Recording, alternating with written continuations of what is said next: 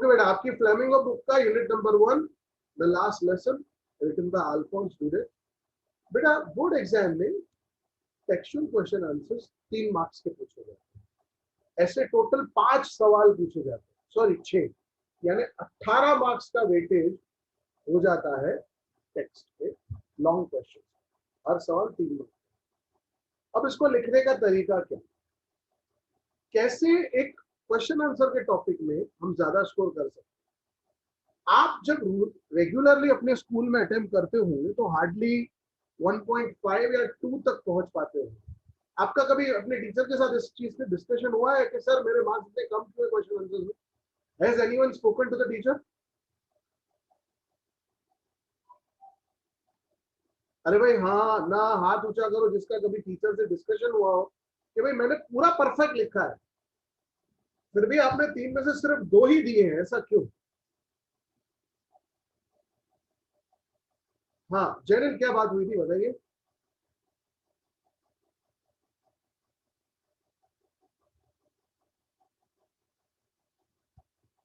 जैनिल, हाँ सर। तो आपने टीचर से बात की थी कि सिर्फ अपने मन में आया था कि यार मैंने इतना अच्छा लिखा फिर भी कम मार्क्स दिए? Yes sir. आप में से किस किस को ऐसा लगता है कि आपका आंसर परफेक्ट होता है लेकिन मार्क्स कम आते हैं? प्लीज हाथ ऊंचा करेंगे। कि कितना भी अच्छा लिखो, इंग्लिश के टीचर को तो यार सेटिस्फेक्शन ही नहीं होता। इतना पूरा 1 पेज का लंबा आंसर में लिख के और टीचर ने 1 ही मार्क दिया। आइए आज आपके सामने, क्योंकि मैं बोर्ड का पेपर करेक्शन कर रहा हूँ, वो भी 1-2 नहीं, पिछले 8 साल से, तो अपने अनुभव के जरिए मैं आपको बताने की कोशिश करता हूँ कि एक टीचर क्या एक्सपेक्ट करता है एक पेपर में। देखो बेटा, आपके पॉइंट ऑफ व्यू से आपका आंसर हमेशा करेक्ट होगा, लेकिन आंसर लिखने का एक पैटर्न है, एक तरीका। सबसे पहले पहला पैराग्राफ जो आप लिखते हो वो इंट्रोडक्शन का है। अब इसमें भी कई बच्चे सवाल करते हैं कि सर इंट्रोडक्शन किसका लिखें, मतलब यूनिट का इंट्रोडक्शन लिखें या ऑथर का इंट्रोडक्शन लिखें? दोनों में से जो चाहो लिख सकते हो, आपको पूरा फ्रीडम है। आप उस टेक्सचुअल यूनिट का भी इंट्रोडक्शन लिख सकते हो, या तो चाहो तो लेखक का भी इंट्रोडक्शन लिख सकते हो, लेकिन 3 से 4 सेंटेंस का इंट्रोडक्शन लिखो। And I mean sentence not lines. अब सेंटेंस एक लाइन में 2 सेंटेंस भी आ सकते हैं, कई बार 2 लाइन का एक सेंटेंस भी हो सकता है। तो 3 से 4 सेंटेंसेस का इंट्रोडक्शन है। जैसे यहाँ पे देखो, मैंने जो इंट्रोडक्शन लिखा वो थोड़ा ज्यादा लंबा है, आप उसे शॉर्ट भी कर सकते हैं। देखिए क्या लिखा हुआ है। Alphonse Daudet was a French novelist and social writer. The French-German War had a deep and lasting impact on his life style of writing. He has shared his personal experiences through this story. The pain of losing his identity and becoming a slave in one's own country describe the pain that the author feels when German forces take control of France and force German language upon the citizens. अब आप चाहो तो उसमें author का introduction पूरा का पूरा हटा सकते हो, सिर्फ ऐसा लिखो रिटन बाय अल्फोंस ड्यूडेट, फिर यहाँ पे आएगा in this story he has shared, बस। बाकी ये इतना लास्टिंग इंपैक्ट और ये सब चीजें हटा भी सकते हो, सीधा यहाँ से लिखना शुरू कर सकते हो। In this story the author has shared his personal experiences through this story. समझा बेटा? तो इंट्रोडक्शन कंपल्सरी है लिखना। बोर्ड एग्जाम में 0.5, पहला 0.5 आपको इंट्रोडक्शन का ही मिलता है, ठीक है? उसके बाद है यूनिट की समरी, जिसमें पूरी कहानी कम शब्दों में आपके लिए लिखी गई है। आप अगर इसे ध्यान से पढ़ेंगे तो आपको लगेगा कि आपको टेक्स्ट बुक हाथ में उठाने की भी जरूरत नहीं है, सारे क्वेश्चंस आपके यहाँ जवाब पाते हैं। ये क्यों काम का है? जब बोर्ड एग्जाम का टाइम होता है बेटा, तो हमारे पास प्रिपरेशन का टाइम कम होता है। ऐसे में, ऐसे वक्त में हमारी मुसीबत बढ़ जाती है कि हम प्रिपरेशन कैसे करें। अगर एक एक टेक्स्ट का यूनिट पढ़ने बैठेंगे ना बेटा, तो इतना हमारे पास टाइम नहीं है। समझा बेटा? इसीलिए जो टेक्सचुअल यूनिट 6 से 7 पेज, 8 पेज का होता है, हम 1 पेज जितने स्पेस में उसकी पूरी समरी आपके लिए प्रोवाइड करते हैं। तो आप जब इसे रीड करें तो आपको पूरा यूनिट याद हो जाए। नेक्स्ट है ग्लॉसरी। बच्चा, ग्लॉसरी का डबल इस्तेमाल होता है। देखो बेटा, ग्लॉसरी आपको यूनिट को पढ़ते वक्त डिफिकल्ट वर्ड्स की मीनिंग तो दे ही देगी, लेकिन साथ ही साथ ग्लॉसरी का दूसरा एडवांटेज क्या है, ये ग्रामर का 4 मार्क का टॉपिक है, इडियम्स एंड फ्रेजेस, उसमें काम आता है। आई रिपीट, तो ये ग्लॉसरी बहुत काम किया आपके लिए बेटा, समझे बेटा। इडियम्स का टॉपिक भी यहीं से निकलता है। अब आते हैं question answer. Question number 1, what was Franz expected to be prepared for school that day? उस दिन उसको क्या प्रिपेयर करके जाने? Franz studied at a school in Alsace in France. That day he was expected to be prepared for a test on participants. Question के बारे में हमने टेक्स्ट बुक में ऑलरेडी पढ़ा है। Monsieur Hamel has his teacher would give a test to the class. Friends didn't know even the first word about them, so for a moment he thought of spending the day out of doors, but he resisted and went to school. ये हमने कहानी में पढ़ा भी था कि France का मन हुआ भी था कि मैं आज भटकने चला जाता हूँ, स्कूल नहीं जाता हूँ। क्यों? क्योंकि होमवर्क नहीं किया था, प्रिपरेशन नहीं की थी, टेस्ट होने वाली थी, उसे पता था कि मुझे कुछ नहीं आता तो मैं फेल हो सकता, तो उसने इसलिए ये सोचा। सेकंड, पहले क्वेश्चन में किसी को कोई डाउट रह जाए, एनीवन हैविंग डाउट, चैट में पूछ सकते हैं। अगर क्वेश्चन समझ में आ गया हो तो हाथ ऊंचा करेंगे प्लीज।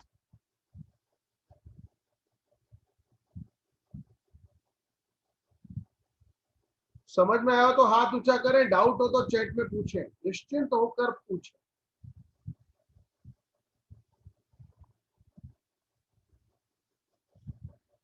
Okay, thank you. अब दो क्वेश्चन के ऊपर आपसे डाउट पूछूंगा, question number 2 and question number 3। Question number 2, what did France notice that was unusual about the school that day? School के बारे में क्या अलग था? France noticed many unusual things about school that day. When the school began, usually there was much commotion. Commotion मतलब हड़बड़ी. But it was missing that day. His teacher, Monsieur Hamel, had worn his special clothes, which he wore on some occasions. There were elderly village people sitting quietly on the back benches, which were usually empty on other days. They had come to study. Also, Monsieur Hamel didn't scold him for being late, but very kindly asked him to take his seat. अब ये कहानी के अंदर हम सबने पढ़ा है कि जब उस दिन वो लेट पहुंचा तो उसको डांटने के बजाय टीचर ने प्यार से बिठाया, क्लास में जो गाँव के बुजुर्ग थे वो भी बैठे। Question number 3, what had been put up on the bulletin board? Bulletin board पे क्या लगाया गया, क्या रखा? An order which had been received from Berlin, क्योंकि प्रूसियन आर्मी जर्मनी से चलती थी, had been put up on the bulletin board. The order was that from the next day onwards, only German would be taught in the schools of Alsace and Lorraine. The new teacher who would be teaching German would join the school from the following day. The people read the notice and realized that that day was the last French lesson in school. Bulletin board में जब ये आपने कहानी में पढ़ा हो, अगर जब वो जा रहा था स्कूल की तरफ, तो जो ब्लैक स्मिथ था, बेचर, उसने कहा भी कि आराम से जाओ, तुम क्यों जल्दी करते हो। उसका पर्पस यही था कि आज वैसे भी आखिरी दिन है फ्रेंच भाषा का, नेक्स्ट लेक्चर से जर्मन पढ़ाएंगे। Question number 2 and question number 3 में अगर डाउट हो तो चैट में लिखो, और अगर समझ में आ गया हो तो हाथ ऊंचा कर दो बेटा।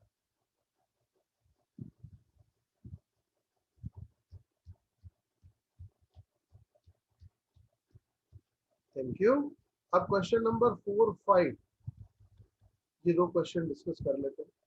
What changes did the order from Berlin cause on school that day? अब जर्मनी से जो ऑर्डर आया उसके वजह से क्या प्रभाव पड़े, ध्यान से सुनिएगा। An order had come from the German government from Berlin. The order was put up on the bulletin board. It stated that the French language to be stopped from being taught in the schools of Alsace and Lorraine from that day. It stated that only German would be taught in the schools from the next day. This meant that Monsieur Hamel, the French teacher, would have to leave. The elder villagers were seen attending the school that day. तो ये बदलाव था कि वो आखिरी दिन था और Monsieur Hamel का लेक्चर अटेंड करने के लिए गांव के सारे लोग आए। Next, how did French feeling about Monsieur Hamel and school change? अब जब फ्रांस को पता चलता है कि ये आखिरी लेसन है यार, आज के बाद कभी फ्रेंच पढ़ाई नहीं जाएगी, तो उसकी फीलिंग बदल जाए। आइए जानते हैं कैसे। France, who is the narrator of the story, always felt that Monsieur Hamel was very strict and cranky, गुस्सैल स्वभाव। Also, he was not much interested in studies because he loved to spend time out of doors. ये author की बात है, उसको घूमना अच्छा लगता है. However, he was shocked when he came to know that it was his last French class. He felt that he should have bothered about learning his lessons. He forgot about his teacher's ruler and felt he would miss him.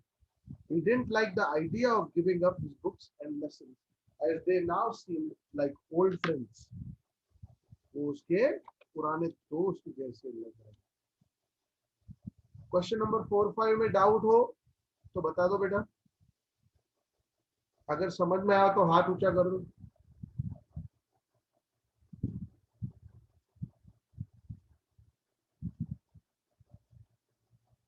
I'm seeing only 5 hands raised. There are 9 people in the class. इतनी तो यार जहमत करो. चलिए. You may be feeling कि sir क्या पूरा पढ़ाने पे लगे पड़े हो यार. बेटा ये बहुत जरूरी है. जब आप क्वेश्चन आंसर्स घर पे रीड करो और कोई डाउट निकले तो कहाँ जाओगे. इसीलिए क्लासरूम में रीड करवाता हूँ. Question number 6. Whom did Monsieur Hamel blame for France's inability to learn the French language? किसको इल्जाम दिया? खुद को इल्जाम दिया और उसके पेरेंट्स को इल्जाम दिया. Monsieur Hamel felt that there were many factors that contributed to children like French neglecting their studies. कई सारे फैक्टर्स थे जो बच्चों की पढ़ाई ना करने के पीछे रिस्पॉन्सिबल थे. He blamed the parents who were interested in sending their children to work instead of school so that they could earn some money for the family. उसने पेरेंट्स के ऊपर दोष लगाया कि बच्चों को पढ़ाने के बजाय वो उनको खेतों में भेज देते हैं ताकि वो बच्चा कुछ पैसे कमा सके. He also blamed himself for making the children water his plants or giving them a holiday if he wanted to go fishing instead of letting them concentrate on their studies. उसने खुद को भी दोष दिया.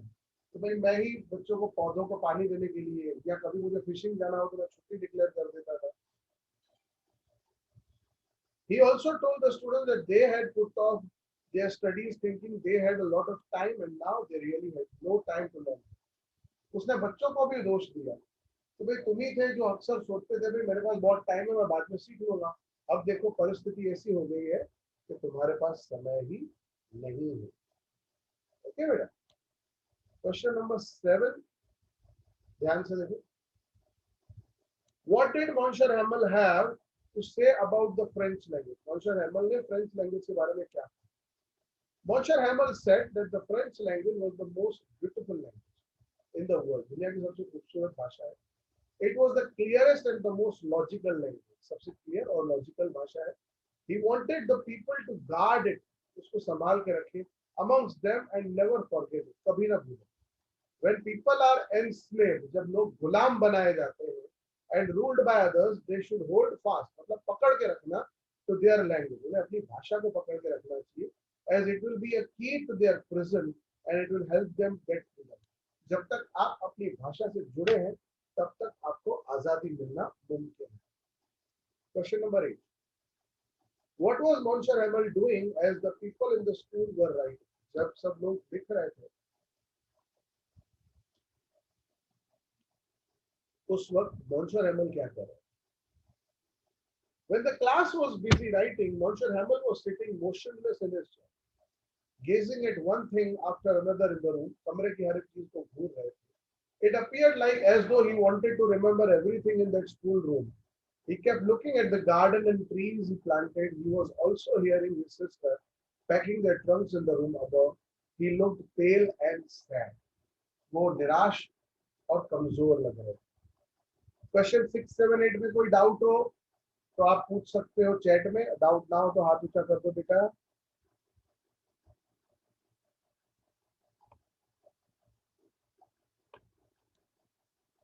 ओके, अब 9, 10 and then 11, 12. Question number 9. What activities did Monsieur Hamel make the class do on the last day? आखिरी दिन क्या activities करवाई? Monsieur Hamel started with grammar on the last day and then there was a lesson in writing. He had new copies for everyone. All around the class there was France answers written and the papers hung like flags from the desk. Then they had a lesson in history and the babies chanted their ba, bi, bu, bu.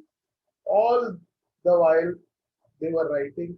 M. Hamel was staring at one thing after the other, trying to remember everything he was leaving behind. after being associated with it for 40 years. अब मॉन्शर हैमल 40 साल उस school में पढ़ाते रहे, तो हर एक चीज हर एक जगह के साथ एक लगाव हो जाता है, उन सब चीजों को भूल रहे हैं. Number 10, how did M Hamel wind up the last class? Monsieur Hamel ने आखिरी क्लास को कैसे खत्म किया? When the church clock struck 12, the class said prayers, and Monsieur Hamel looked pale and sad. He was leaving the school in which he had taught for 40 years. He stood up and tried to address the class, but he was not able to speak. So he wrote, Viva la France, means long live France. He stopped and leaned his head against the wall, and then he made a gesture to the class to leave. कुछ बोल नहीं पाया, उसका गला जो है अटक गया, हाथ के इशारे से उसने कहा, तो आप सब जा सकते. भाई 9-10 में डाउट हो तो चैट में लिखो, ना हो तो हाथ ऊंचा करो फटाफट.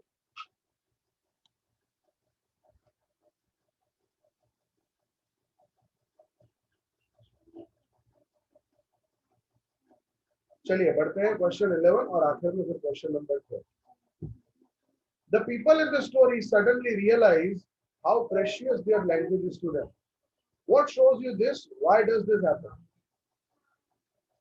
The answer is an order had come from Berlin that only German would be taught in the schools of Alsace and Lorraine.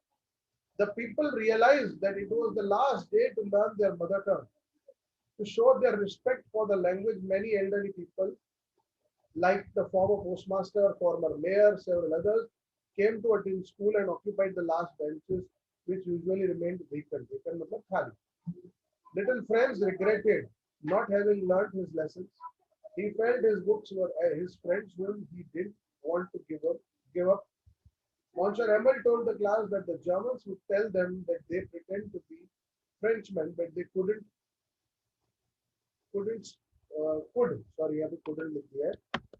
they could neither speak nor write their language. Their language was their identity. They were enslaved by the Germans, and as long as they held fast to their language, it would be the key to their prison. उन्होंने यकीन दिलाया कि जब तक तुम अपनी भाषा को पकड़ के रखोगे, तब तक आजाद होने का मौका बना हुआ. Everyone in the class was very attentive, and little Franz easily understood the lessons in grammar. उस दिन फ्रेंड्स को भी ग्रामर के सारे लेसन समझ में आए. बढ़ते हैं आखिरी क्वेश्चन की तरफ. Franz thinks, will they make them sing in German, even the pigeons? What could this mean? जब फ्रेंड्स ये कहता है, सोचता है कि क्या वो पंछियों को भी, कबूतरों को भी जर्मन में कुहू करना सिखाएंगे, तो वो क्या सोचता है? Franz lived in Alsace, which was taken over by the Germans. That day was their last French lesson. The next day, a new teacher was going to come to school in place of Monsieur Hamel. यहाँ पे मैंने गलती से H Hamel लिख दिया है.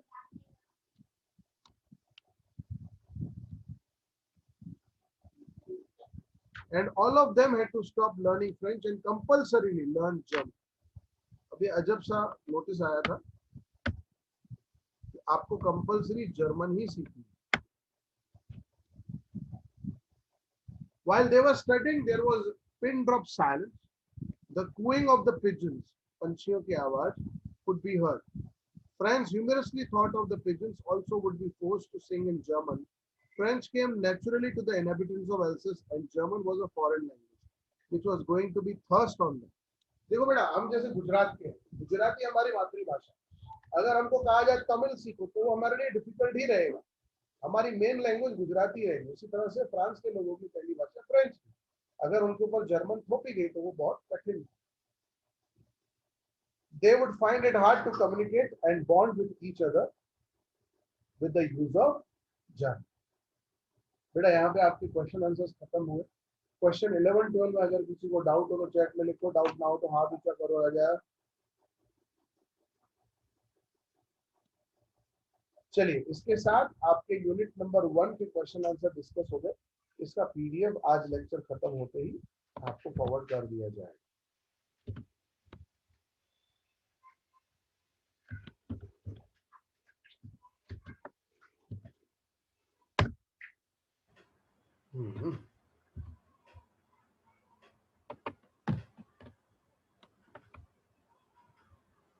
अब आइए दूसरी कहानी की तरफ बढ़ते हैं और कुछ मजेदार करते हैं।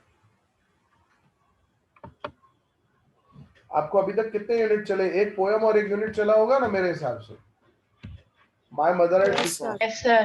माय मदर एट 66 चला है और लास्ट लेसन चला है। चलो अब चलते हैं दूसरे यूनिट की तरफ। बेटा आपने अक्सर इस समस्या को अपनी आंखों के सामने देखा है, इसके बारे में सोचा है, लेकिन कभी इसके गहराई तक जाने की कोशिश मेरे हिसाब से आप लोगों ने नहीं की।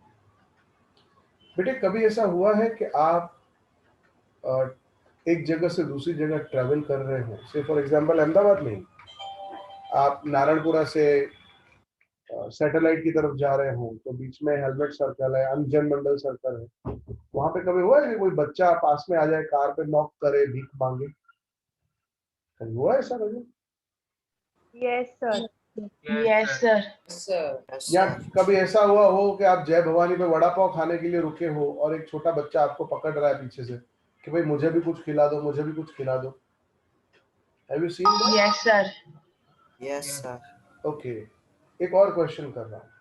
कभी किसी चाय की किटली पे, नाश्ते की दुकान पे, गैरेज पे, पंचर रिपेयर शॉप पे, या इवन सुबह के वक्त कचरा चुनते हुए किसी छोटे बच्चे को देखा है?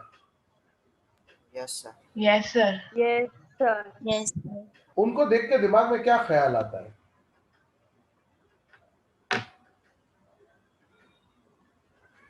क्या सोच चलती है दिमाग में? बताओ ना बेटा, आपके दिमाग में क्या आता है जब आप उन बच्चों को देखते हो?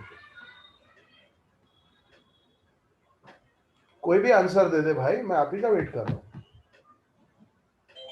मैं नाम लूं? सर यही कि उनके साथ ये सब ठीक नहीं हो रहा है। बहुत अच्छी बात है बेटा, कम से कम आपने सोचा। हाँ भावेश बोलो बेटा। सर तरस आती है, दया आती है। अ,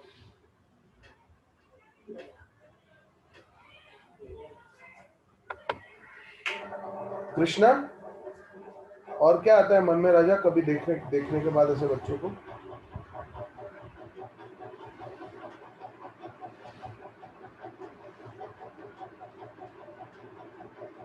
ध्रुवी, आपने कभी सोचा है इनके बारे में?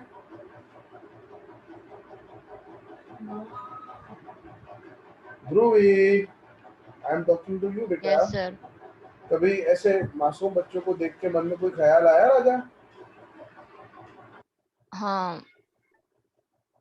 What comes to your mind? मैं वही जानना चाहता हूँ। सी, इंग्लिश का मकसद किताब पढ़ना और किताब खत्म करना नहीं है। मैंने आपको पहले भी कहा था कि इंग्लिश का मकसद है आप में ह्यूमन वैल्यूज इंकलकेट करना। मेरा मकसद सिर्फ आपको किताब पढ़ाना नहीं है बेटा, मेरा मकसद है आपको एक अच्छा इंसान बनाना। अगर हम अच्छा इंसान बन गए ना बेटा, तो हमारी जिंदगी वसूल है। साक्षी, क्या लगता है, क्या आपके मन में ख्याल आता है राजा ऐसे बच्चों को देख के?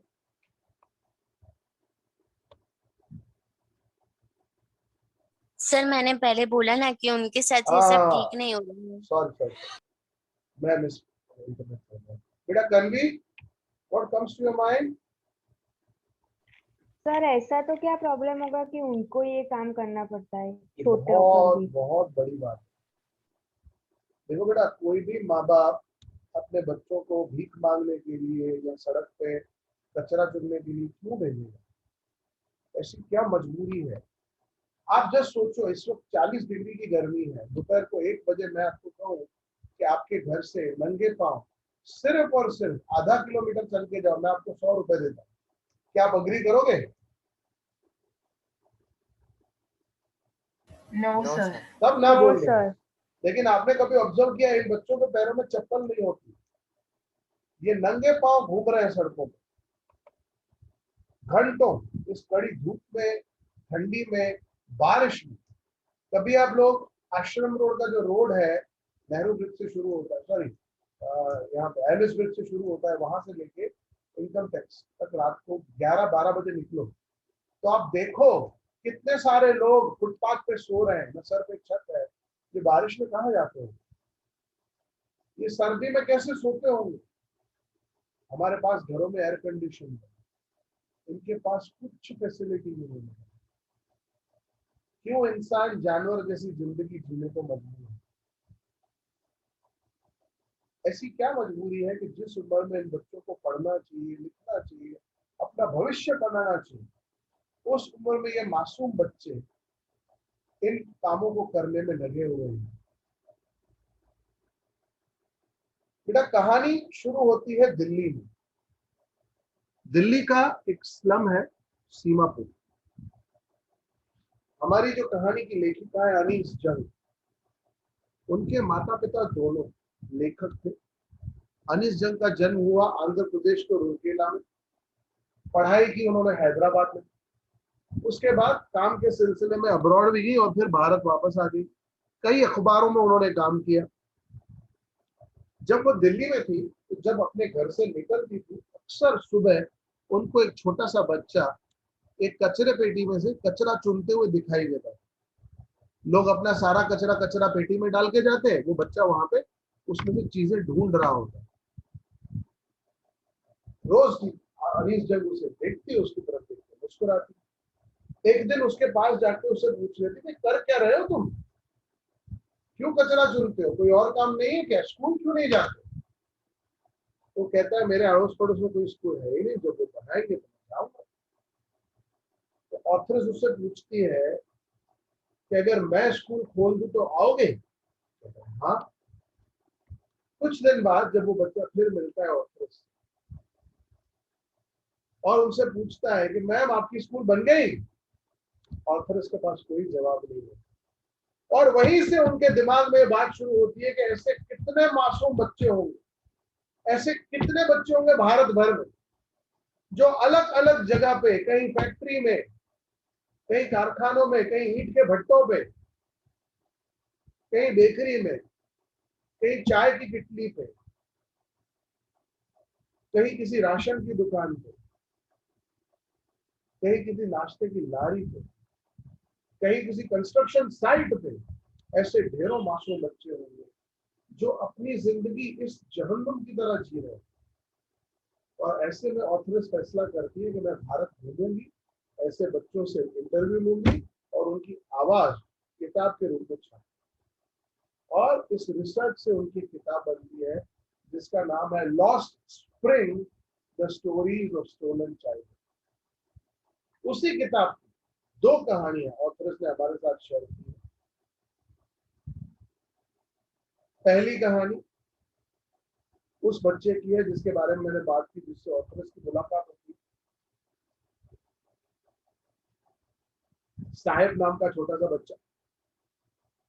दूसरी कहानी मुकेश नाम के एक बच्चे की है जो उत्तर प्रदेश के फिरोजाबाद में रहता है। फिरोजाबाद वो शहर जो चूड़ियों के लिए जाना जाता है। दिल्ली की ऊंची ऊंची इमारतों के पीछे की कड़वी सच्चाई क्या है?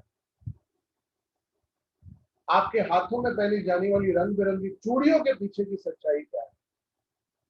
और क्यों देश का भविष्य बनने वाले बच्चे 18 साल की उम्र आते आते अंधे हो जाते हैं, लंग कैंसर से पीड़ित हो जाते हैं? क्यों? इन सारे सवालों के जवाब हमको मिलेंगे नेक्स्ट लेक्चर में। नेक्स्ट लेक्चर आपका डबल लेक्चर होगा। मैं आज यूनिट इसीलिए शुरू नहीं करवा रहा हूं क्योंकि वो अधूरा रह जाएगा। नेक्स्ट लेक्चर में पूरा यूनिट हम खत्म करेंगे। वैसे ही पुराना समय जो शाम को 4:30 बजे का हुआ करता था, उस पर मिलेंगे। तब तक आपका दिन शुभ रहे बेटा। Thank you so much for joining. इस कहानी को मिस मत करिएगा। ये कहानी आपके अंदर बैठे हुए इंसानी चेहरे को बाहर लाएगी। शायद इसको सुनते हुए आपको रोना भी आए। ये उन मासूम बच्चों की कहानी है जिनको मिलना तो बहुत कुछ था, जिनसे वादे तो बहुत किए गए कि तुम्हारा भविष्य बनेगा, लेकिन उनको मिला कुछ नहीं। मिलते हैं बेटा नेक्स्ट लेक्चर में। तब तक आपका दिन शुभ रहे। Take good care of your health, be happy, be healthy. God bless you all. Bye all बेटा। Bye, sir. बाय राजा। Bye sir. बाय राजा। Bye, sir. बाय बेटे।